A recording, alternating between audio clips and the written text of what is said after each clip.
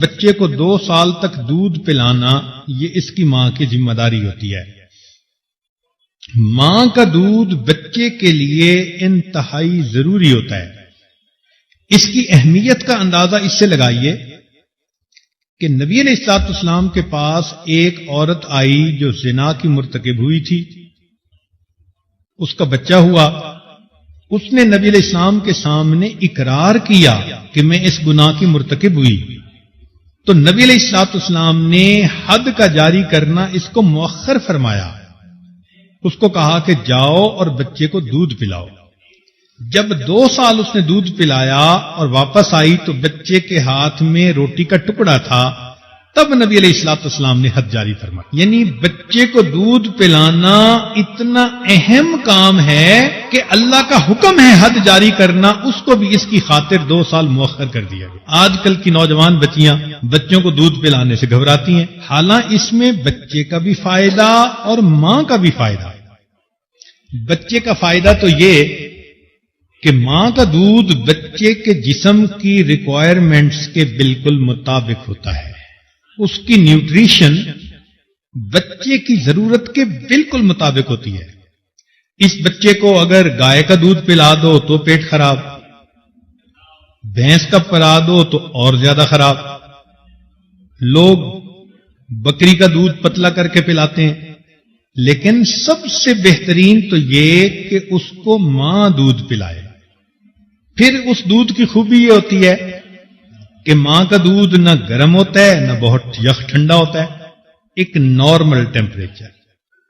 اور اللہ کی شان دیکھو کہ ہر وقت بچے کو دستیاب، پہاڑ پہ ہے اگر کوئی ماں تو وہاں بچے کے لیے دودھ موجود، زمین کی پستیوں میں ہے تو وہاں دودھ موجود۔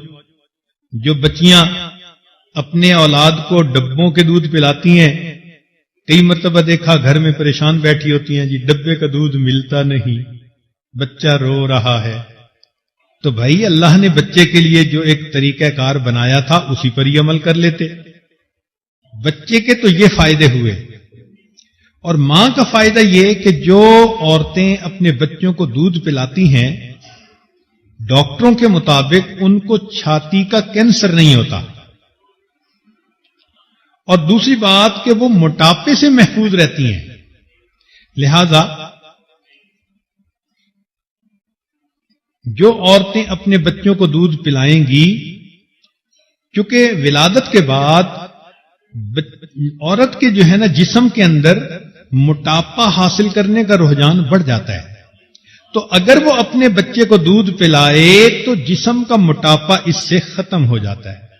اور ایک سب سے اعلیٰ چیز کہ دودھ پلانے سے بچے کے دل میں ماں کی محبت پیدا ہوتی ہے اور ماں کے دل میں اولاد کی محبت پیدا ہوتی ہے۔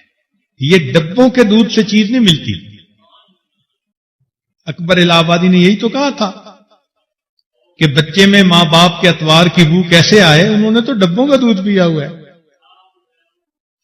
تو ماں کا دودھ پینے سے بچے کے دل میں ماں کی محبت اور ماں کے دل میں بچے کی محبت، یہ محبت کا رشتہ بہت محبوب ہے۔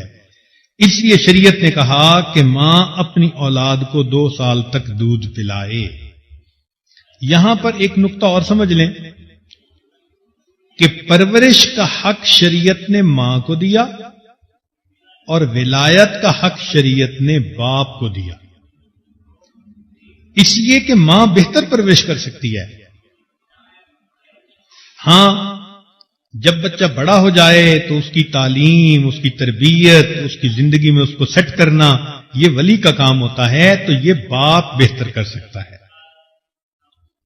تو اس لیے اگر بچے کو شروع سے ہی اسلامی تعلیمات کے مطابق ہینڈل کیا جائے تو بچہ شروع سے ہی اپنے دل میں نیک جذبات حاصل کر لیتا ہے اور وہ نیکوکاری کی زندگی گزارتا ہے۔